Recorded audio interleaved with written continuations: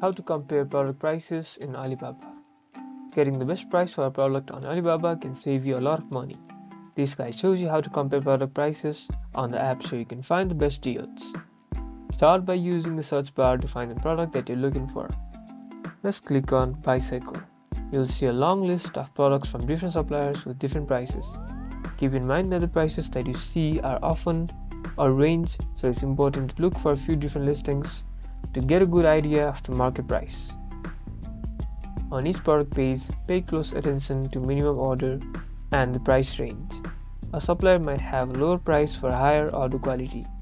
If you are only buying a smaller number, your price per item will be higher. Always check those details to make sure that you're comparing prices fairly. The best way to get the best price is to contact the supplier directly and negotiate. Tell them the quantity that you want to order and ask for the best price. Suppliers are often willing to give you a discount, especially if you're a serious buyer. Use this to your advantage to get the best deals for your business. You now know how to compare prices on Alibaba. Get ready to save money. Like and subscribe for more business tips.